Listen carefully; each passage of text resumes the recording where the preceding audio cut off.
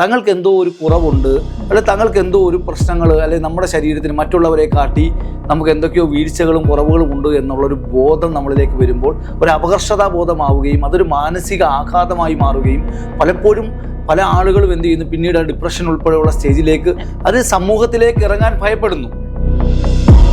എല്ലാവരുടെയുമാണ് ഈ ലോകമെന്ന് പറയുന്നത്. അവിടെ സൗന്ദര്യമുള്ളവനോ അല്ലെങ്കിൽ നമ്മുടെ സൗന്ദര്യ സങ്കല്പങ്ങളൊക്കെ പറയുന്നത് അത് ഓരോരുത്തരുടെയും നിർവചനങ്ങളാണ്. അതായത് നമ്മുടെ കുട്ടികൾക്ക് ചെറിയ ചെറിയ പോരായ്മകൾ ഉണ്ടെങ്കിൽ ആ പോരായ്മകളെ നമ്മൾ എന്ത് ചെയ്യുക, മറച്ചു വെച്ചുകൊണ്ട് അവരെ കഴിവാണ് എന്ത് ചെയ്യപ്പെടേണ്ടത്, പ്രൊജക്റ്റ് ചെയ്യപ്പെടേണ്ടത്. ഇവിടെ സൗന്ദര്യത്തിനെല്ലാം നോക്കുന്ന ആരുടെയാണ്? പാവപ്പെട്ട ഇതൊന്നുമല്ലാത്ത ആളുകളെ എന്ത് ചെയ്യുന്നു, പരസ്യമായി വിമർശിക്കുന്നു.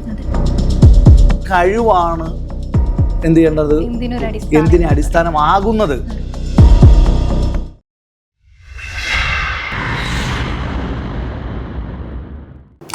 നമസ്കാരം, എല്ലാ പ്രിയ പ്രേക്ഷകർക്കും ലോട്ടോക്സിലേക്ക് സ്വാഗതം. ലോട്ടോക്സിന്റെ പുതിയൊരു എപ്പിസോഡ് ഇവിടെ സ്റ്റാർട്ട് ചെയ്യുമ്പോൾ നമ്മൾ ഇന്ന് ചർച്ച ചെയ്യാൻ ആഗ്രഹിക്കുന്ന അല്ലെങ്കിൽ ചർച്ചയ്ക്ക് എടുത്തിരിക്കുന്ന വിഷയം എന്ന് പറയുന്നത് ബോഡി ഷേമിങ്ങിനെ കുറിച്ചും ഒപ്പം തന്നെ മാനസിക പീഡനങ്ങളെ കുറിച്ചുമാണ്.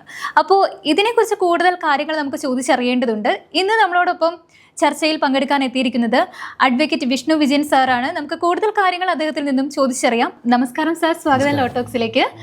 അപ്പോൾ ഇപ്പോൾ ചർച്ച വിഷയം എന്ന് പറയുന്നത് എവിടെ തിരിഞ്ഞാലും ബോഡി ഷേമിങ്ങും മാനസിക പീഡനം മാത്രമാണ്. ശരിക്കും പറഞ്ഞാൽ എന്താണ് ബോഡി ഷേമിംഗ് അല്ലെങ്കിൽ മാനസിക പീഡനം എന്ന് പറയുന്നത്? ബോഡി ഷേമിംഗ് എന്ന് പറയുമ്പോൾ നമ്മുടെ ഒരു പൊതുസമൂഹത്തിൽ നമ്മുടെ ഒരു പൊതു ഇടങ്ങളിലേക്ക് ഇറങ്ങുന്ന ആളുകളെ നോക്കി ഈ പറയുന്ന രീതിയിൽ അദ്ദേഹത്തിൻ്റെ ഒരാളെ കാണുമ്പോൾ നമ്മൾ എന്ത് ചെയ്യുന്നു, അദ്ദേഹത്തിന് എന്തൊരു വണ്ണമാണ്, അല്ലെങ്കിൽ എന്താണ് ഇങ്ങനെ മെലിഞ്ഞിരിക്കുന്നത്, മരുന്ന് കഴിക്കാറില്ലയോ, അപ്പോൾ അദ്ദേഹത്തിന് മാനസിക ആഘാതം ഏർപ്പെടുത്തുന്ന രീതിയിൽ അല്ലെങ്കിൽ അദ്ദേഹത്തിനുണ്ടായ, അതായത് നമുക്കറിയാം നമ്മൾ ഓരോരുത്തർക്കും വ്യത്യസ്തമായിട്ടുള്ള രൂപവും അല്ലെങ്കിൽ അംഗഭംഗിയും ഒക്കെയാണ് നമ്മുടെ ഈ പറയുന്ന ഈ ലോകത്തുള്ള ജീവജാലങ്ങൾക്കെല്ലാം തന്നെ ഉള്ളത്. അപ്പോൾ സെയിം ആയി കഴിഞ്ഞാൽ പിന്നെ അതിന് യാതൊരു സൗന്ദര്യവും ഉണ്ടാകത്തില്ലല്ലോ. അപ്പോൾ അത്തരത്തിലൊരാൾക്ക് മാനസിക ബുദ്ധിമുട്ടുണ്ടാകുന്ന രീതിയിൽ, നമ്മുടെ മാനസികമായിട്ടുള്ള ആഘാതം ഏൽക്കുന്ന രീതിയിൽ അയാളുടെ പ്രശ്നങ്ങൾ, അതായത് ഈ പറയുന്ന ഭൗതികമായിട്ടുള്ള അല്ലെങ്കിൽ ഈ പറയുന്ന ശാരീരിക അംഗവൈകൃതങ്ങളൊക്കെ തന്നെ വിളിച്ചു പറയുന്നതാണ് യഥാർത്ഥത്തിൽ ബോഡി ഷേമിംഗ് എന്ന് പറയുന്നത്. സ്വാഭാവികമായിട്ട് അതൊരു ഗുരുതരമായിട്ടുള്ള ഒരു കുറ്റകൃത്യമാണ്. കാരണം നമ്മൾ പോസിറ്റീവായിട്ടായിരിക്കാം നമ്മൾ പറയുന്നത്, പക്ഷേ പോസിറ്റീവായിട്ട് പറയുമ്പോൾ അതിനൊരു പോസിറ്റിവിറ്റി പലപ്പോഴും എന്ത് ചെയ്യുന്നില്ല, ഫീൽ ചെയ്യാറില്ല. അപ്പോൾ ഒരു പൊതുമണ്ഡലത്തിൽ നിൽക്കുന്ന ഒരാൾ അല്ലെങ്കിൽ ഒരു പബ്ലിക് പ്ലേസിൽ നിന്നുകൊണ്ട് ഇങ്ങനെ പെട്ടെന്ന് പറയുമ്പോൾ തങ്ങൾക്ക് എന്തോ ഒരു കുറവുണ്ട്, അല്ലെങ്കിൽ തങ്ങൾക്ക് എന്തോ ഒരു പ്രശ്നങ്ങൾ, അല്ലെങ്കിൽ നമ്മുടെ ശരീരത്തിന് മറ്റുള്ളവരെ കാട്ടി നമുക്ക് എന്തൊക്കെയോ വീഴ്ചകളും കുറവുകളും ഉണ്ട് എന്നുള്ളൊരു ബോധം നമ്മളിലേക്ക് വരുമ്പോൾ ഒരു അപകർഷതാ ബോധമാവുകയും അതൊരു മാനസിക ആഘാതമായി മാറുകയും പലപ്പോഴും പല ആളുകളും എന്ത് ചെയ്യുന്നു, പിന്നീട് ഡിപ്രഷൻ ഉൾപ്പെടെയുള്ള സ്റ്റേജിലേക്ക് അത് സമൂഹത്തിലേക്ക് ഇറങ്ങാൻ ഭയപ്പെടുന്നു. അവർ വീടിനുള്ളിലേക്ക് തളയ്ക്കപ്പെടുന്ന ഒരു സാഹചര്യം ഉണ്ടാക്കുന്നു. കാരണം ജോലി സ്ഥലങ്ങളിൽ അല്ലെങ്കിൽ പൊതുവിടങ്ങളിലേക്ക് അവർ കടന്നു ചെല്ലുമ്പോൾ അവരെ മറ്റുള്ളവർ ഇങ്ങനെയാണ് വിളിക്കുന്നത്, അല്ലെങ്കിൽ ഇങ്ങനെ ഒരു വീക്ഷണ കോണുകളിലൂടെയാണ് കാണുന്നത് എന്ന് പറയുമ്പോൾ അവരെന്ത് ചെയ്യുന്നു, അതിൽ നിന്നെല്ലാം മാറി ഒറ്റ തിരിഞ്ഞ് ജീവിക്കേണ്ടവരാണ് എന്ന് സ്വയം വിധിയെഴുതപ്പെടുന്നു. അത് വളരെ തെറ്റായ കാര്യമാണ്. കാര്യം ഇത് എല്ലാവരുടെയുമാണ് ഈ ലോകമെന്ന് പറയുന്നത്. അവിടെ സൗന്ദര്യമുള്ളവനോ അല്ലെങ്കിൽ നമ്മുടെ സൗന്ദര്യ സങ്കല്പങ്ങളൊക്കെ പറയുന്നത് അത് ഓരോരുത്തരുടെയും നിർവചനങ്ങളാണ്. അപ്പോൾ എല്ലാവർക്കും ജീവിക്കാനുള്ള, എല്ലാ മനുഷ്യനും ജീവിക്കാൻ നമ്മുടെ നാട്ടിൽ, നമ്മുടെ രാജ്യത്ത് അല്ലെങ്കിൽ നമ്മുടെ ഈ ലോകത്ത് എന്തുണ്ട്, അവകാശമുണ്ട്. അപ്പോൾ അത് ഏതെങ്കിലും തരത്തിലുള്ള വിഭാഗത്തിൻ്റെ പേരിലോ അല്ലെങ്കിൽ ഏതെങ്കിലും തരത്തിലുള്ള ഈ പറയുന്ന നമ്മുടെ മാനദണ്ഡം, അത് എന്ത് മാനദണ്ഡമാണ്, അങ്ങനെ ഒരു മാനദണ്ഡമില്ല. അപ്പോൾ നമുക്ക് സഹകരിക്കാൻ ഇപ്പോൾ ഒരാളോട് താല്പര്യക്കുറവുണ്ടെങ്കിൽ നിങ്ങൾ സഹകരിക്കണ്ട, ആരെങ്കിലും നിർബന്ധിച്ച് സഹകരിക്കണമെന്ന് നമുക്ക് പറയാൻ കഴിയില്ല. അപ്പോൾ ഒരാളെ വിവാഹം കഴിക്കണമെങ്കിൽ അയാൾക്ക് താല്പര്യമില്ലെങ്കിൽ അയാൾ വിവാഹം കഴിക്കണ്ട, അല്ലെങ്കിൽ ഒരാളോട് കൂട്ടുകൂടണമെങ്കിൽ അയാൾക്ക് അയാളുടെ കൺസെപ്റ്റിലുള്ള ആളല്ലെങ്കിൽ അയാളോട് കൂട്ടുകൂടണ്ട. അതിനാരെയും നിർബന്ധിച്ച് ചെയ്യാനുള്ള അധികാരമില്ല. പക്ഷേ അയാൾ എൻ്റെ സങ്കല്പത്തിനൊത്ത ആളല്ലാത്തത് കൊണ്ട് ഇനിയുള്ള കാലമല്ല അയാൾ എന്ത് ചെയ്യരുത്, പുറത്തേക്ക് വരരുത്, അയാൾ ഏതെങ്കിലും ഇരുട്ടറയിൽ ഇരിക്കണമെന്ന് പറയാൻ നമുക്ക് എന്തില്ല, അവകാശമില്ല. ഇപ്പോൾ ഇത് കണ്ടുകൊണ്ടിരിക്കുന്ന ചിലരെങ്കിലും അനുഭവിക്കുന്ന അല്ലെങ്കിൽ കടന്നു പോകുന്ന ഒരു കാര്യം തന്നെ ഈ ബോഡി ഷേമിങ്. അപ്പോൾ ഇവർക്ക് കേസ് കൊടുക്കുക അല്ലെങ്കിൽ ഈ ഒരു നിയമ നടപടിയിലേക്ക് എങ്ങനെയെല്ലാം പോകണമെന്ന് അറിയത്തില്ലാത്ത കുറേ പേരുണ്ടായിരിക്കും. അപ്പോൾ എങ്ങനെ നമ്മൾ ബോഡി ഷേമിങ് ചെയ്താൽ അല്ലെങ്കിൽ മാനസികമായിട്ട് പീഡിപ്പിച്ച് കഴിഞ്ഞാൽ നമുക്ക് എങ്ങനെയാണ് ഒരു നിയമ നടപടിയിലേക്ക് പോകാനായിട്ട് സാധിക്കുന്നത്? എസ്പെഷ്യലി അതിന് 3-4 തരത്തിലുള്ള ഇതിനെ കാണുന്നുണ്ട്. അതായത് ബോഡി ഷേമിങ് തന്നെ പലതരത്തിലുണ്ട്. അതായത് ഇപ്പോൾ വിവാഹശേഷം ഈ പറയുന്ന വിവാഹിതയാകുന്ന പെൺകുട്ടികളെ ഈ പറയുന്ന വിവാഹം കഴിക്കുന്ന ആളുകളോ അല്ലെങ്കിൽ അയാളുടെ വീടുകളിലുള്ള ആളുകളോ ബോഡി ഷേമിങ്ങിന് വിധേയമാക്കുന്ന നിരവധി ഉദാഹരണങ്ങൾ ഇപ്പം വാർത്തകളൊക്കെ നമ്മുടെ നാട്ടിൽ പുറത്തു വരുന്നുണ്ട്. തീർച്ചയായിട്ടും അതെന്താണ്, ഒരു ഡൊമസ്റ്റിക് വയലേഷൻ്റെ ഭാഗമാണ്. അവർക്ക് സ്വാഭാവികമായിട്ടും അതിനെതിരെ പരാതിപ്പെടാം. അതിൽ അങ്ങനെ പരാതിപ്പെട്ടാൽ സ്വാഭാവികമായിട്ടും അതിന് വിധേയമാകുന്നവർക്കെല്ലാം എതിരെ എന്ത് ചെയ്യും, അവർക്കെതിരെ പ്രതി ചേർത്ത് കേസെടുക്കും. അതല്ല, പൊതുവിടത്തിലൂടെ പോകുന്ന ഒരു കുട്ടിയാണ് ഇത്തരത്തിൽ ചെയ്യുന്നതെങ്കിൽ എന്ത് ചെയ്യാം, അവർക്കും പരാതിപ്പെടാം. അപ്പോൾ കൃത്യമായിട്ട്, അതായത് ചില ആളുകൾക്ക് എന്താണ് ഒരു രോഗം പോലെയാണ് എന്താണ് മറ്റുള്ളവരെ അവർക്ക് എന്തായാലും ഒരാളെ ഒന്ന് ഇളക്കാതെ എന്തില്ല, അവർക്ക് എന്തില്ല, സമാധാനമാകാത്ത കുറേ ആളുകൾ നമ്മുടെ നാട്ടിലുണ്ട്. അപ്പോൾ അവർ വിചാരിക്കുന്നത് എന്താണ്, നമ്മൾ നോക്കുന്ന സമയത്ത് നമ്മുടെ നാട്ടിൽ നമ്മൾ നോക്കണം. അപ്പോൾ ഇങ്ങനെ വിധേയമാകുന്ന അല്ലെങ്കിൽ ഇരകളാക്കപ്പെടുന്ന ആളുകൾ ഇത്തരം കാര്യങ്ങളെ പരമാവധി അവോയ്ഡ് ചെയ്യുന്നതാണ് നല്ലത്. കാരണം നമ്മുടെ നാട്ടിൽ എത്രയോ ഉന്നതന്മാരായിട്ടുള്ള ആളുകൾ അവരൊക്കെ ഉന്നത പദവിയിലെത്തിയത് സൗന്ദര്യം കൊണ്ടാണോ? നമ്മൾ നോക്കുമ്പോൾ നമ്മുടെ രാജ്യത്ത് എത്രയോ ആളുകൾ അങ്ങനെ എന്തുണ്ട്, വലിയ വലിയ പദവികളിൽ ഇന്നും ഇരിക്കുന്നുണ്ട്, അല്ലെങ്കിൽ മുൻപ് ഇരുന്നിട്ടുണ്ട്, അല്ലെങ്കിൽ വലിയ ആരാധകരെ സൃഷ്ടിക്കാൻ അവർക്ക് സാധിച്ചിട്ടുണ്ട്. അപ്പോൾ അവരൊക്കെ തന്നെ അവരുടെ കഴിവാണ് എന്ത് ചെയ്തിട്ടുള്ളത്, പുറത്ത് കാണിച്ചാണ് അവർ ആരാധന നേടിയിട്ടുള്ളത്. അല്ലാതെ അവരുടെ എന്താണ് ബാഹ്യമായിട്ടുള്ള ശരീരമോ അല്ലെങ്കിൽ ഈ പറയുന്ന ഈ മുഖത്തിൻ്റെയോ അല്ലെങ്കിൽ ഈ പറയുന്ന സൗന്ദര്യമോ ഒന്നും തന്നെ കാണിച്ചിട്ടല്ല. അവരുടെ കഴിവും അല്ലെങ്കിൽ അവരുടെ പ്രാപ്തിയും അവരുടെ സംഘാടക മികവുമാണ് അവരെ എന്ത് ചെയ്യുന്നത്, വലിയ പോസ്റ്റുകളിലേക്കും വലിയ ഇതിലേക്കൊക്കെ എത്തിച്ചിട്ടുള്ളത്. അപ്പോൾ അത്തരത്തിൽ അതുകൊണ്ട് ആ ഒരു ബോധം നമ്മുടെ എല്ലാവർക്കും എന്ത് ചെയ്യണം, ചെറിയ പ്രായം മുതലേ എന്ത് ചെയ്യണം, നമ്മുടെ കുട്ടികൾക്ക്, അതായത് നമ്മുടെ കുട്ടികൾക്ക് ചെറിയ ചെറിയ പോരായ്മകൾ ഉണ്ടെങ്കിൽ ആ പോരായ്മകളെ നമ്മൾ എന്ത് ചെയ്യുക, മറച്ചു വെച്ചുകൊണ്ട് അവരെ കഴിവാണ് എന്ത് ചെയ്യപ്പെടേണ്ടത്, പ്രൊജക്റ്റ് ചെയ്യപ്പെടേണ്ടത്.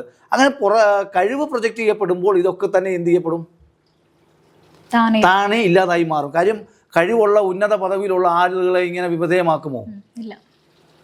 അപ്പോൾ അവരുടെ ആരുടെയും സൗന്ദര്യം നമ്മൾ നോക്കാറുണ്ടോ? അല്ലെങ്കിൽ നമ്മൾ അവരുടെ ഇപ്പോൾ എത്രയോ ക്രിക്കറ്റ് താരങ്ങൾ അല്ലെങ്കിൽ ഫുട്ബോൾ താരങ്ങൾ അല്ലെങ്കിൽ ആ സ്പോർട്സിലേക്ക് ഉന്നതരായിട്ടുള്ള കായിക താരങ്ങൾ, അവരുടെ സൗന്ദര്യം നമ്മൾ നോക്കാറുണ്ടോ? സിനിമാ താരങ്ങളായിട്ടുള്ള ആളുകളുടെ സൗന്ദര്യം നോക്കാറുണ്ടോ? അല്ലെങ്കിൽ രാഷ്ട്രീയ നേതാക്കന്മാരായിട്ടുള്ള ആളുകളുടെ സൗന്ദര്യം നോക്കാറുണ്ടോ? ഇല്ല. നമ്മുടെ ഭരണകർത്താക്കളായി വരുന്ന ആളുകളുടെ സൗന്ദര്യം നമ്മൾ നോക്കാറുണ്ടോ? ഇല്ല. ഇവിടെ സൗന്ദര്യത്തിനെല്ലാം നോക്കുന്ന ആരുടെയാണ്? പാവപ്പെട്ട ഇതൊന്നുമല്ലാത്ത ആളുകളെ എന്ത് ചെയ്യുന്നു, പരസ്യമായി വിമർശിക്കുന്നു. അല്ലെങ്കിൽ ഈ സമൂഹത്തിൽ ഏതെങ്കിലും ഒരു പദവിയിലിരിക്കുന്നവരെ ആരെങ്കിലും വിമർശിക്കുമോ, ഇങ്ങനെ നിങ്ങളുടെ സൗന്ദര്യം കൊള്ളത്തില്ല, അല്ലെങ്കിൽ നിങ്ങളെ എന്തില്ല, കാണാൻ കൊള്ളില്ല, അങ്ങനെ ആരെങ്കിലും പറയാറുണ്ട്? ഞങ്ങൾ കേട്ടിട്ടില്ല. പക്ഷേ എന്ത് ചെയ്യുന്നു, പാവപ്പെട്ടവരായിട്ടുള്ള ആളുകളെയും അല്ലെങ്കിൽ സ്കൂളിൽ പഠിക്കുന്ന കുട്ടികൾ, കോളേജിൽ പഠിക്കുന്ന കുട്ടികളെയൊക്കെ തന്നെ വളരെ മോശമായ രീതിയിൽ എന്ത് ചെയ്യുന്നു, നമ്മുടെ ആധുനികമെന്ന് വിളിക്കുന്ന, അല്ലെങ്കിൽ നമ്മളെല്ലാവരും ഒറ്റ ഒരു ക്ലാസ്സിലേക്കാണ്, അല്ലെങ്കിൽ ഇവിടെ ജെൻഡർ ഇക്വാലിറ്റി നടപ്പിലാക്കണമെന്നൊക്കെ ആവശ്യപ്പെടുന്ന ഒരു സമൂഹത്തിൽ ഇത്തരം കാര്യങ്ങളെ നോക്കിക്കണ്ട് അല്ലെങ്കിൽ ഇത്തരം കാര്യങ്ങൾക്ക് വലിയ ഒരു ഫോക്കസ് ചെയ്തുകൊണ്ട് അവരെ ഒറ്റപ്പെടുത്തി മാറ്റി നിർത്തുന്നത് വളരെ വിഷമകരമായ ഒരു സാഹചര്യമാണ്. അത് പലപ്പോഴും എന്ത് ചെയ്യപ്പെടുന്നു, ചിലർ അറിയപ്പെടുന്നു, പുറത്തേക്ക് വരുന്നു, ചില കാര്യങ്ങൾ എന്ത് ചെയ്യപ്പെടുന്നില്ല, മൂടി വയ്ക്കപ്പെടുന്നു. അപ്പോൾ അതിലേക്ക് എന്ത് ചെയ്യുന്നു, അവർ പൊതുസമൂഹത്തിൻ്റെ മുമ്പിൽ അല്ലെങ്കിൽ അവർ പൊതു ഇടത്തിലൊക്കെ തന്നെ ഇത്തരം ഒരു മാനസികമായിട്ടുള്ള ആഘാതമേറ്റ ശേഷം അവരെന്ത് ചെയ്യുന്നു, ഈ ജീവിതത്തിൽ നിന്ന് തന്നെ എത്രയോ ആത്മഹത്യകളാണ് എന്ത് ചെയ്യുന്നത് ഇതുമൂലം ഉണ്ടായിട്ടുള്ളത്. അപ്പോൾ ഒരുപാട് വിവാഹ കേസുകളിലൊക്കെ തന്നെ നമ്മൾ പല ആളുകളെ എന്ത് ചെയ്യുന്നു, ബോഡി ഷേമിങ്ങിനും വിധേയമാകുമ്പോൾ അവരുടെ ആ മാനസിക ആഘാതം അവർക്ക് താങ്ങാൻ പറ്റാത്തതിനും അപ്പുറത്തേക്ക് എന്ത് ചെയ്യപ്പെടുന്നു, മാറുന്ന ഒരു സാഹചര്യമാണ് ഉള്ളത്. ഇപ്പോൾ നമുക്കറിയാം, ഇപ്പോൾ ചെറുപ്പത്തിലെ പഠിപ്പിക്കുന്ന സമയത്ത്, കുഞ്ഞുങ്ങളെ പഠിപ്പിക്കുന്ന സമയത്ത് ക്യൂൻ എന്ന് പറയുമ്പോൾ ഒരു സൗന്ദര്യമുള്ളൊരു സ്ത്രീയെ കാണിക്കുന്നു, രാജാവ് എന്ന് പറയുന്ന ഒരു സൗന്ദര്യമുള്ള പുരുഷനെ കാണിക്കുന്നു. അപ്പോൾ ആ ഒരു സമയത്ത് തൊട്ടെന്ന് പറയുന്നത് ഇപ്പോൾ കുട്ടികളുടെ മനസ്സിൽ പതിപ്പിച്ച് വെക്കുന്നത് സൗന്ദര്യമുള്ള ആൾക്കാർ മാത്രമാണ് രാജാവുള്ളൂ അല്ലെങ്കിൽ റാണി ആവുള്ളൂ എന്നൊരു കോൺസെപ്റ്റ് ഉണ്ട്. അപ്പോൾ ആ കോൺസെപ്റ്റിനെ കുറിച്ച് സാറിന് എന്താ പറയാനുള്ളത്? അല്ല, രാജാവിൻ്റെയും രാജ്ഞിയുടെയൊക്കെ ഇതൊക്കെ സാങ്കല്പികമായ കഥാപാത്രങ്ങളാണല്ലോ. അല്ലെങ്കിൽ ഇതൊക്കെ എന്ന് പറഞ്ഞാൽ നമ്മുടെ നാട്ടിൽ എത്രയോ രാജാക്കന്മാർ, അല്ലെങ്കിൽ ഞാൻ നേരത്തെ ഞാൻ സൂചിപ്പിച്ചല്ലോ, നമ്മുടെ മഹാരഥന്മാരുടെയൊക്കെ പേരെഴുതി വെക്കുമ്പോൾ ആരാണ് അവരൊക്കെ നമ്മൾ പരിശോധിക്കും, ആരൊക്കെയാണ്. ഇപ്പോൾ നമ്മുടെ ഇപ്പോൾ ഹിന്ദു മതത്തിലെ ആണെങ്കിലും എല്ലാ പുരാണങ്ങളും എഴുതിയ രത്നാകരൻ എന്ന് പറയുന്ന ആളാരായിരുന്നു? അയാൾ വാൽമീകിയായി മാറി പിന്നീട് അയാളാണ് എന്ത് ചെയ്തത്, ഒരു കാട്ടാളനായിട്ടുള്ള ഒരു വേഷധാരിയായിരുന്നു. അവിടെ മുതൽ ഇങ്ങോട്ട് നമ്മൾ പരിശോധിക്കുമ്പോൾ എല്ലാ തരത്തിലും എന്താണ്, ദൈവങ്ങളൊക്കെ തന്നെ അത് അവരുടെ നെറേഷനാണല്ലോ. അപ്പോൾ ഈ പറയുന്ന ഇപ്പം നമ്മുടെ ദൈവങ്ങൾക്കൊക്കെ ഈ പറയുന്ന അല്ലെങ്കിൽ രാജാക്കന്മാർക്കൊക്കെ രൂപം കൊടുത്തതെന്ന് പറയുന്നത് ശില്പികളാണ്. അല്ലാതെ ആരും ഇവരാരെയും കണ്ടിട്ടില്ല. അന്നൊന്നും ഫോട്ടോഗ്രാഫികളൊന്നും ഇല്ലല്ലോ. അല്ലെങ്കിൽ നൂറ്റാണ്ടുകൾക്കും ആയിരക്കണക്കിന് നൂറ്റാണ്ടുകൾക്കുള്ള സംസ്കാരത്തിലൊക്കെ പെടുന്ന ആളുകളെ ഒന്നും തന്നെ ആരും കണ്ടിട്ടില്ല. ഇവർക്കൊക്കെ ഈ രൂപം കൊടുത്തത് ആരാണ്? ശില്പികളാണ്, അല്ലെങ്കിൽ ഈ പറയുന്ന കലാകാരന്മാരും ചിത്ര രചിക്കുന്നവരും ആളുകളൊക്കെയാണ്. അപ്പോൾ അവരുടെ സങ്കല്പമാണിത് എന്ന് കരുതിക്കൊണ്ട് അങ്ങനെയാണ് അല്ലെങ്കിൽ അങ്ങനെയുള്ളവർ മാത്രമേ ഈ നാട്ടിൽ ജീവിക്കാവൂ. ഞാൻ നേരത്തെ സൂചിപ്പിച്ചല്ലോ, ഇതൊക്കെ എന്ന് പറയുമ്പോൾ ഒരു പാവപ്പെട്ട അല്ലെങ്കിൽ ഈ പറയുന്ന ആളുകളെ എന്താണ് ഡിസ്ക്രിമിനേഷൻ ചെയ്യാൻ വേണ്ടി മാത്രം ചെയ്യുന്ന കാര്യങ്ങളാണ്. അപ്പോൾ നമ്മുടെ നേരത്തെ ആയിരുന്നെങ്കിൽ നമുക്കറിയാം, നമ്മുടെ രാജ്യത്തെ ഭരണഘടനയൊക്കെ നിലവിൽ വരുന്നതിന് മുമ്പ് ജാതീയമായിട്ടുള്ള ഉച്ചനീചത്വങ്ങളൊക്കെ ഉണ്ടായിരുന്ന കാലഘട്ടത്തിൽ അന്ന് കളറിൻ്റെ അടിസ്ഥാനത്തിലായിരുന്നു ചെയ്യുന്നത്, ആൾക്കാരെ ഡിസ്ക്രിമിനേഷൻ ചെയ്യുന്നത്. കാരണം സമൂഹത്തിൽ ഉന്നത ജാതി ഉള്ളവർക്കേ പഠിക്കാൻ സാധിക്കൂ, ഉന്നത ജാതി ഉള്ളവർക്ക് മാത്രമേ ചെയ്യാൻ കഴിയത്തുള്ളൂ, പൊതുവിടത്തിലൂടെ നയിക്കാൻ സാധിക്കത്തുള്ളൂ, ഉന്നത ജാതി ഉള്ളവർക്ക് മാത്രമേ അമ്പലങ്ങളിൽ ക്ഷേത്രങ്ങളിൽ പോകാൻ സാധിക്കുകയുള്ളൂ.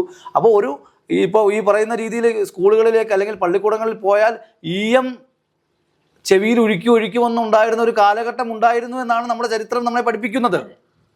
അപ്പോൾ ആ കാലഘട്ടത്തിൽ നിന്ന് ചെയ്യുന്നു, നമ്മൾ ഒരുപാട് മാറി. അപ്പോൾ ഒരു പരിഷ്കൃത സമൂഹത്തിൽ എത്തി നിൽക്കുമ്പോഴും ഇന്നും അതിൻ്റെയൊക്കെ എന്തൊക്കെയോ ചെറിയ ജനിതകമായിട്ടുള്ള കാര്യങ്ങൾ നമ്മുടെ സമൂഹത്തിൽ ഇന്നും ചെയ്യുകയാണ്, അവശേഷിപ്പുകൾ നിറയുകയാണ്. ആ അവശേഷിപ്പുകളെ ഇല്ലാതാക്കാൻ വേണ്ടി നമ്മളെല്ലാവരും ചെയ്യണം, മുമ്പോട്ട് വരണം. അത് നമ്മൾ പറഞ്ഞാൽ പോരാ, നമ്മൾ ഇപ്പോൾ ഇതിനി ആര് വന്ന് ചെയ്യുമെന്നല്ല, നമ്മൾ ഓരോരുത്തർക്കും നമുക്കതിനുള്ള ബാധ്യതകളുണ്ട്. ഇപ്പോൾ എന്ന് പറയുന്നത് ഏറ്റവും കൂടുതൽ മാനസികമായിട്ടും അല്ലെങ്കിൽ ബോഡി ഷേമിങ് നേരിടുക എന്ന് പറയുന്നത് സൈബർ അറ്റാക്കുകളിലൂടെയാണ്. ഇപ്പോൾ ലോകത്തിന്റെ ഏത് കോണിലിരുന്നാലും ആ ഒരു മൊബൈൽ ഫോൺ നമുക്ക് നെറ്റും ഉണ്ടെങ്കിൽ എന്തും ചെയ്യാവുന്ന ഒരു അവസ്ഥയാണ്. അപ്പോൾ ആ ഒരു സമയത്ത് ഇത് പാലിക്കാനായിട്ട് ഒരുപാട് നിയമ നടപടികൾ ഉണ്ടെങ്കിലും അതൊന്നും പാലിക്കപ്പെടാറില്ല. അപ്പോൾ അതിനെക്കുറിച്ച് സാറിന് എന്താ പറയാനുള്ളത്? സൈബർ ഇടത്തിലേക്ക് വരുമ്പോൾ നമുക്ക് പലപ്പോഴും ഈ പറയുന്ന ചില ആളുകൾ ഒരു ചിത്രം പങ്കുവെക്കുമ്പോൾ അതിന് താഴെ കൂട്ടത്തോടു കൂടി പരിഹാസം നിറഞ്ഞ അല്ലെങ്കിൽ എന്തിന് കൊള്ളാം അല്ലെ എന്തിനാണ് ഇങ്ങനെയൊക്കെ ചെയ്യുന്ന, സത്യത്തിൽ ഒരാളുടെ ഒരു ഫണ്ടമെൻ്റൽ റൈറ്റിനെയാണ് അവർ ചോദ്യം ചെയ്യുന്നത്. കാരണം എനിക്ക് എൻ്റെ പടം ഇടുന്നത് പോലെ തന്നെ ചെയ്യാം, നിങ്ങൾക്കും ഇടാം, മറ്റൊരാൾക്കും ഇടാം. അപ്പോൾ അതിൻ്റെ ആസ്വാദകർ, അത് ഇഷ്ടമുള്ളവർ ആസ്വദിച്ചാൽ മതി, ആരെയും നിർബന്ധിച്ച് ആസ്വദിപ്പിക്കുന്നില്ലല്ലോ. അപ്പോൾ നമുക്ക് ഈ പറയുന്ന രീതിയിൽ ഏതെങ്കിലും തരത്തിൽ, അതായത് ഈ മാർഗനിർദ്ദേശം എന്ന് പറയുന്നത് ആരാണ് ഇങ്ങനെ ഒരു മാർഗനിർദ്ദേശം ഉണ്ടാക്കാൻ ആരാണ് ചുമതലപ്പെടുത്തിയിട്ടുള്ളത്?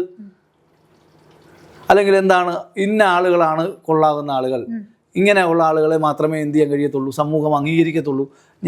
എനിക്ക് ഈ ആൾക്കാരോട്, ഈ പരിപാടി കാണുന്ന ആൾക്കാരോടെല്ലാം പ്രേക്ഷകരോട് പറയാനുള്ള ഒരു കാര്യം, നമ്മൾ നോക്കണം, നമ്മുടെ ലോകത്തിൻ്റെ ലോക നേതാക്കന്മാരെയും അല്ലെങ്കിൽ ലോകത്തിൻ്റെ വിധി എഴുതിയ അല്ലെങ്കിൽ ലോകത്തിൻ്റെ ദിശ മാറ്റിയ നായകന്മാരായിട്ടുള്ള നമ്മൾ പഠിക്കുന്ന അല്ലെങ്കിൽ നമ്മൾ ചിന്തിക്കുന്ന, നമ്മളെ ചിന്തിക്കാൻ പ്രേരിപ്പിക്കുന്ന ഒരുപാട് സംഭാവനകൾ നൽകിയ മഹാരഥന്മാരെയൊക്കെ നോക്കുമ്പോൾ അവരെ ആരെയും ഈ പറയുന്ന സൗന്ദര്യം എന്ന് പറയുന്ന കൺസെപ്റ്റിലല്ല ചെയ്തിട്ടുള്ളത്, അംഗീകരിച്ചിട്ടുള്ളത്. അല്ലെങ്കിൽ അവരെ ആരും ചെയ്യുന്നില്ല, അവരെ പിന്തുടരുന്നത് ആരും അവരുടെ സൗന്ദര്യത്തിൻ്റെ പേരിൽ അത്യപൂർവം ആൾക്കാർ മാത്രമേ ചെയ്യത്തുള്ളൂ. അല്ലെങ്കിൽ ഇപ്പോഴത്തെ ഏതെങ്കിലും ഫാൻസ് അസോസിയേഷൻസ് കാണും. നമുക്കും പലപ്പോഴും സിനിമാ താരങ്ങളുടെയൊക്കെ സ്വാഭാവികമാണ്, ചിലപ്പോൾ ചില ആളുകൾ പക്ഷേ ആ സിനിമാ താരമായി ഇപ്പോഴവരെ നമ്മൾ സൗന്ദര്യത്തിൻ്റെ പേരിൽ ഫാൻസ് ആകുമ്പോഴും അവരെ സിനിമാ താരമാക്കിയതൊന്നും ഈ സൗന്ദര്യമല്ല, അവരുടെ കലയോടുള്ള കഴിവുകൊണ്ടാണ്, അവരുടെ അഭിനയത്തിൻ്റെ മികവ് കൊണ്ടാണ്. അതുകൊണ്ടാണ് അവരിന്ന് സൂപ്പർ സ്റ്റാറും മെഗാസ്റ്റാറും ഒക്കെ ആയി മാറിയത്. അപ്പോൾ പ്രാഥമികമായിട്ട് അവരുടെ ആദ്യ ചിത്രങ്ങളൊക്കെ നമ്മൾ പരിശോധിക്കുമ്പോൾ, ആദ്യത്തെ സിനിമയൊക്കെ നോക്കുമ്പോൾ അവരുടെ അഭിനയ രീതിക്കാണ് ചെയ്തിട്ടുള്ളത് പ്രാധാന്യവും, അല്ലെങ്കിൽ അതാണ് അവരുടെ പ്രൊജക്റ്റ് ചെയ്യപ്പെട്ടിട്ടുള്ളത്. പിന്നീടാണ് ഇപ്പോൾ ചെയ്തിട്ടുള്ളത് അവർ ഫാൻസായിട്ടോ അല്ലെങ്കിൽ അവരുടെ സൗന്ദര്യ സങ്കല്പമായിട്ടൊക്കെ ചെയ്തിട്ടുള്ളത്, മാറിയിട്ടുള്ളത്. അപ്പോൾ അതിൻ്റെ പേരിൽ ഒരിക്കലും ഒരു ബോഡി ഷെയ്മിങ് എന്ന് പറയുന്നത് ഒരു പരിഷ്കൃത സമൂഹത്തിൽ ചേർന്നിട്ടുള്ള കാര്യമല്ല. അത് ഒറ്റപ്പെടുത്തേണ്ടതാണ്. അങ്ങനെ ചെയ്യുന്ന ആളുകളെ ചെയ്യണം, തക്കതായ ശിക്ഷയ്ക്ക് വിധേയമാക്കണം. അതുപോലെ തന്നെ ഇത്തരത്തിലുള്ള ഈ പറയുന്ന ബോഡി ഷെയ്മിങ്ങിന് വിധേയമായി അകത്തളങ്ങളിൽ തളച്ചിട്ടുള്ള അല്ലെങ്കിൽ അസ്വസ്ഥം അല്ലെങ്കിൽ സാമൂഹികമായിട്ടും മാനസികമായിട്ടുള്ള ആഘാതമേറ്റവരെ ചേർത്ത് പിടിക്കാനുള്ള ബാധ്യത നമുക്ക് ഓരോരുത്തർക്കുമുണ്ട്. ഇപ്പോൾ ഈ അടുത്ത് ഞാൻ കഴിഞ്ഞ ദിവസം ഒരു നമ്മുടെ ഫേമസ് ആയ ഒരു സ്ത്രീയായിട്ട് ഒരു ചേച്ചിയായിട്ട് സംസാരിച്ചു. അപ്പോൾ ആ മാം നമ്മുടെ സമൂഹത്തിൽ ഒരു ഉന്നത സ്ഥലത്ത് നിൽക്കുന്ന ഒരാളാണ്, ഞാൻ പേര് മെൻഷൻ ചെയ്യുന്നില്ല. അപ്പോൾ അവരുമായിട്ട് ഞാൻ ഇങ്ങനെ സംസാരിക്കുകയുണ്ടായി. അപ്പോൾ ഇങ്ങനെ ഞങ്ങൾ അങ്ങോട്ടും ഇങ്ങോട്ടും സംസാരിച്ച് കുറേ വന്നു കഴിഞ്ഞപ്പോൾ ആ ചേച്ചി പഠിച്ചിരുന്ന കാലത്തെക്കുറിച്ച് സംസാരിക്കുകയാണ്. അപ്പോൾ എന്നോട് പറഞ്ഞു, ഇപ്പോഴും ഞാൻ പഠിച്ചിരുന്ന കാലത്തെ ആ ടീച്ചേഴ്സ്, ആ സ്കൂൾ എന്നെ അംഗീകരിച്ചിട്ടില്ല എന്ന് പറഞ്ഞു. അപ്പോൾ ഞാൻ കാരണം ചോദിച്ചു, അതെന്താണ് ചേച്ചി? അപ്പോൾ പറയാണ്, എനിക്ക് നിറമില്ല, ഞാൻ താഴ്ന്ന ജാതിയിൽപ്പെട്ടിരുന്ന ഒരാളായിരുന്നു, അതുകൊണ്ട് ഇപ്പോഴും അവർ ആ നാട്ടിൽ ചെന്നാൽ ആ സ്കൂളിലുള്ള ആൾക്കാരൊന്നും അവരെ അംഗീകരിക്കുന്നില്ല. അപ്പോൾ ഇത് 21ാമത്തെ നൂറ്റാണ്ടാണ്. ഈ നൂറ്റാണ്ടിലും ഇതുപോലത്തെ ചിന്താഗതിയായിട്ട് നിൽക്കുന്ന ഒത്തിരി ആൾക്കാരുണ്ട്. അപ്പോൾ അവരോട് സാറിന് എന്താ പറയാനുള്ളത്? അല്ല, അവരൊക്കെ ഈ ലോകത്ത്, അതായത് ഇങ്ങനെയുള്ള ആളുകളെയൊക്കെ നമ്മൾ ചെയ്യണം, അവരൊക്കെ നേരം എടുത്തിട്ടില്ലെന്ന് തന്നെ നമ്മൾ വേണ്ടി വരും. കാര്യം ഇതിപ്പോൾ നേരത്തെ നമ്മളൊരു സമൂഹം നന്നായിട്ടൊന്നും നമുക്ക് പറയാൻ കഴിയത്തില്ല. പക്ഷേ നമ്മൾ നോക്കേണ്ടതാണ്, നേരത്തെ നമ്മൾ കഴിവാണ് ചെയ്യേണ്ടത്, എന്തിന് അടിസ്ഥാനമാകുന്നത്. അത് നമ്മൾ വെറുതെ ചാനൽ ഇവിടെ നിന്ന് ചർച്ച ചെയ്യപ്പെടുന്ന പറയുന്ന കാര്യമല്ല. നമ്മൾ നോക്കിക്കോ, എത്രയോ ആളുകൾ എന്താണ് കഴിവിൻ്റെ അടിസ്ഥാനത്തിലല്ലോ അവരെ ആളുകൾ അംഗീകരിച്ചിട്ടുള്ളത്. ഇപ്പോൾ കോളേജിൽ അവരെ എത്ര നാൾ അവരെ അംഗീകരിക്കാതിരിക്കാൻ പറ്റും? ഇപ്പോൾ നമ്മുടെ രാജ്യത്തിൻ്റെ ഭരണഘടന എഴുതിയ ഡോക്ടർ BR അംബേദ്കർ, അദ്ദേഹത്തിന് എന്ത് ചെയ്യാൻ പറ്റില്ലായിരുന്നു? പഠിക്കാനുള്ള സ്വാതന്ത്ര്യമില്ലായിരുന്നു. അല്ലെങ്കിൽ അദ്ദേഹം ജനിച്ച വിഭാഗത്തെ അന്ന് എന്ത് ചെയ്യുന്നില്ല, സ്കൂളുകളിൽ എന്ത് ചെയ്യത്തില്ലായിരുന്നു, പ്രവേശിപ്പിക്കത്തില്ലായിരുന്നു. പക്ഷെ അദ്ദേഹം എന്ത് ചെയ്തു? അതിനോട് ഫൈറ്റ് ചെയ്തു. അയാൾ അതിനെതിരായിട്ട് എന്ത് ചെയ്തു? ശക്തമായിട്ട് അയാൾ എന്ത് ചെയ്തില്ല, അതിനോട് താരതമ്യപ്പെടുകയല്ല ചെയ്തത്. തങ്ങളെ മാറ്റി നിർത്തിയ ഇതിനെതിരായിട്ടുള്ള ഇനി ഒരാളെയും മാറ്റി നിർത്തപ്പെടാത്ത ഒരു സമൂഹത്തെ സൃഷ്ടിക്കുവാൻ അല്ലെങ്കിൽ ഒരു നിയമത്തെ സൃഷ്ടിക്കുവാനാണ് എന്ത് ചെയ്തിട്ടുള്ളത്? അദ്ദേഹം മുന്നോട്ട് വന്നിട്ടുള്ളത്. അപ്പോൾ അങ്ങനെ എല്ലാവരും മുന്നോട്ട് വന്നു കഴിഞ്ഞാൽ ഈ പ്രശ്നങ്ങൾ തീരും. കഴിവിനെയാണ് എന്ത് ചെയ്യപ്പെടേണ്ടത്? അംഗീകരിക്കപ്പെടേണ്ടതും വിലയിരുത്തപ്പെടേണ്ടതും വിമർശിക്കപ്പെടേണ്ടതും, അല്ലാതെ എന്തല്ല, സൗന്ദര്യത്തെ അല്ല. ഇപ്പോൾ നമുക്കറിയാം, കഴിഞ്ഞ ദിവസം കൊണ്ടുപോയിട്ട് ഒരു നവവധു മരിച്ച കാര്യം നമുക്ക് എല്ലാവർക്കും അറിയാം. ഇപ്പോൾ ആ ഒരു മരണത്തിൽ ഗാർഹിക പീഡനം, അതിൽ ബോഡി ഷേമിങ്, ആ കുട്ടിക്ക് ഇംഗ്ലീഷ് അറിയില്ല, അതുപോലെ തന്നെ കറുത്തിട്ടാണ്. അപ്പോൾ സ്വന്തം ഭർത്താവും അമ്മായിയമ്മയും കൂടിയിട്ടാണ് അവളെ, ആ ഒരു കുട്ടീനെ ആത്മഹത്യ എന്ന് പറയുന്ന കോൺസെപ്റ്റിലേക്ക് അവളെ കൊണ്ടുവത്തിച്ചത്. അപ്പോൾ ഈ അമ്മയും മകനും ഇത്രയും വലിയൊരു കാര്യം ചെയ്തു കഴിഞ്ഞപ്പോൾ അവർക്ക് കിട്ടാവുന്ന ഏറ്റവും വലിയൊരു നിയമ നടപടി എന്തായിരിക്കും? തീർച്ചയായിട്ടും ആ കേസിൽ അവർക്കെതിരായിട്ട് എന്ത് ചെയ്യും? ആത്മഹത്യാ പ്രേരണയ്ക്ക് കേസെടുക്കും. അപ്പോൾ നമ്മുടെ രാജ്യത്തെ പുതിയ നിയമപ്രകാരം BNS നിലവിൽ വന്ന ശേഷം ആത്മഹത്യാ പ്രേരണ എന്ന് പറയുന്ന ഒരു സീരിയസ് ആയിട്ടുള്ള ഒഫൻസാണ്.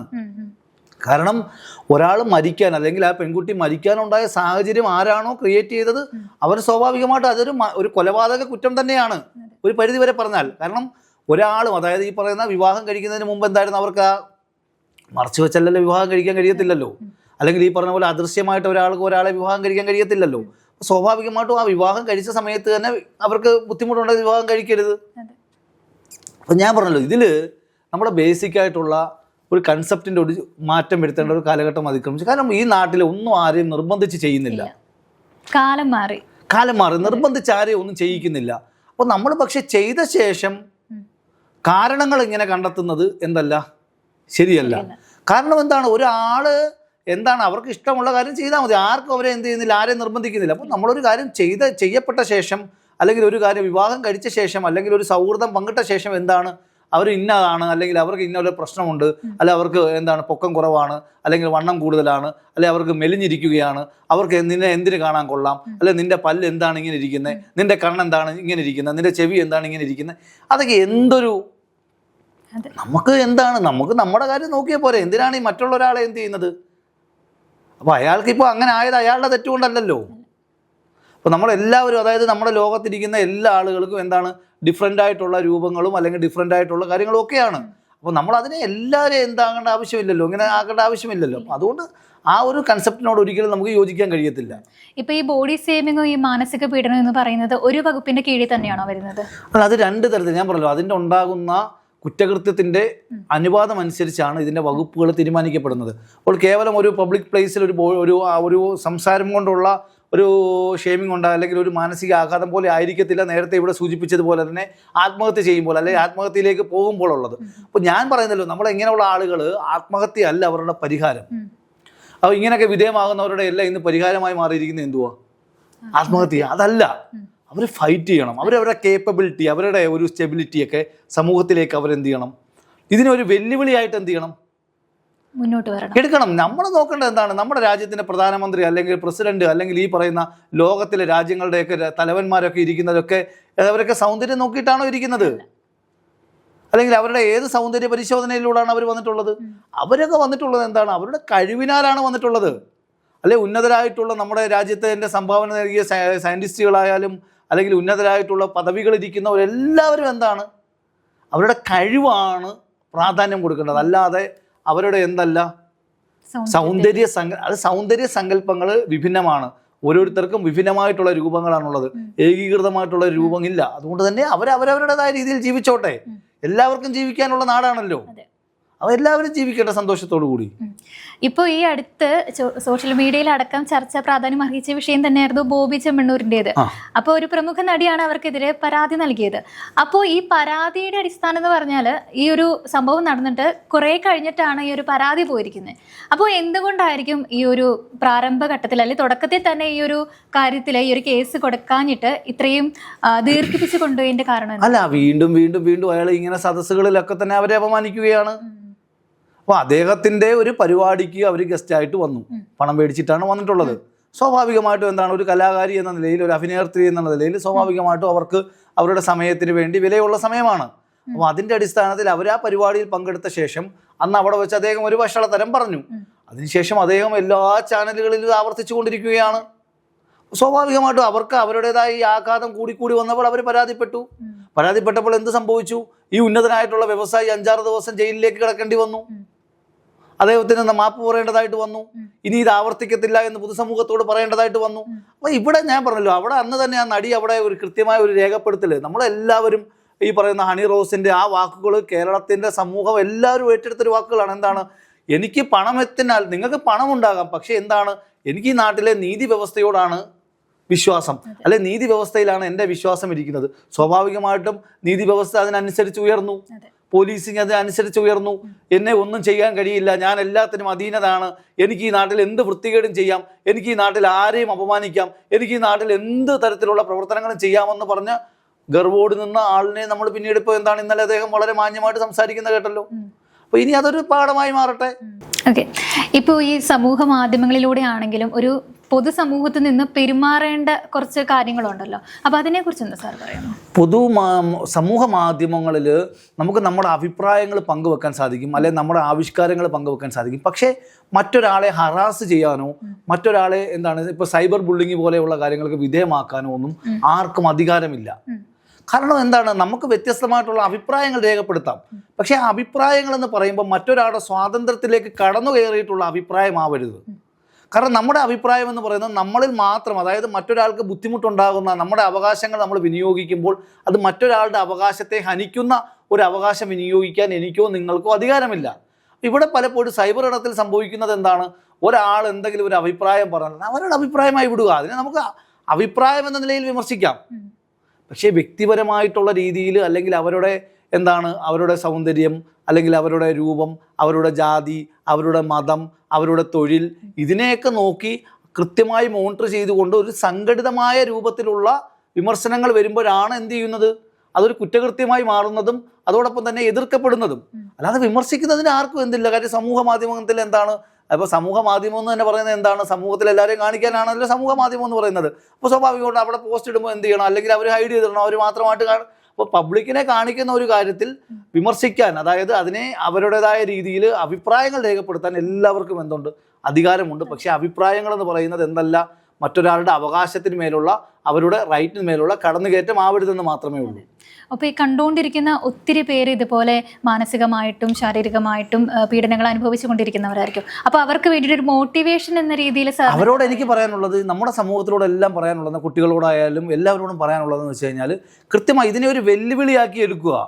അവർ വലിയൊരു പൊസിഷനിലേക്ക്, അവരുടെ കഴിവിലേക്ക് വന്നാൽ ഈ ആളുകളൊക്കെ അവരുടെ പുറകിലേക്ക് വരും. നമ്മുടെയൊക്കെ ഞാൻ നേരത്തെ സൂചിപ്പിച്ചതുപോലെ തന്നെ എന്താണ്, തമിഴിലെ ഏറ്റവും വലിയ സൂപ്പർ സ്റ്റാറാണ് രജനികാന്ത്. അപ്പോൾ രജനികാന്തിൻ്റെ തുടക്കം എന്തായിരുന്നു, ഓട്ടോറിക്ഷ ഡ്രൈവറായിട്ടാണ് രജനികാന്തിൻ്റെ തുടക്കം. ഇന്ന് രജനികാന്തിൻ്റെ ആരെങ്കിലും അദ്ദേഹത്തിൻ്റെ രൂപത്തിൻ്റെ അല്ലെങ്കിൽ അന്നത്തെ രൂപത്തിലാണോ അദ്ദേഹത്തെ ഇന്ന് കാണുന്നത്? അദ്ദേഹത്തെ ഒരു ജനസമൂഹം എല്ലാവരും എന്തായി, അവരുടെ ഒരു നായകനാക്കി മാറ്റിയിരിക്കുകയാണ്, അല്ലെങ്കിൽ അവരുടെ ഒരു മാതൃകാ പുരുഷനാക്കി മാറ്റിയിരിക്കുകയാണ്. അതുപോലെ തന്നെ കഴിവാണ് എന്ത് ചെയ്യപ്പെടുന്നത്, വിമർശിക്കപ്പെടുന്നതും, അല്ലെങ്കിൽ കഴിവാണ് വിലയിരുത്തപ്പെടുന്നതും. അപ്പോൾ ഇതൊക്കെ താൽക്കാലികമായിട്ടുള്ള കാര്യം മാത്രമാണ്. ഇത്തരക്കാരെ എന്ത് ചെയ്യുക, സമൂഹത്തിൽ ഒറ്റപ്പെടുത്തുക, ഇത്തരക്കാരെ എന്ത് ചെയ്യുക, പുറത്തു കൊണ്ടുവരിക. നമ്മൾ ഒരിക്കലും ഇതിൻ്റെ പേരിൽ ആത്മഹത്യ പോലുള്ള കാര്യങ്ങളിലേക്കൊന്നും പോകാതെ നമ്മൾ ഇതിനെ ഒരു വെല്ലുവിളിയായി സ്വീകരിച്ച് എന്ത് ചെയ്യുക, മുന്നോട്ട് പോകുക. അതാണ് ഏറ്റവും നല്ലത്.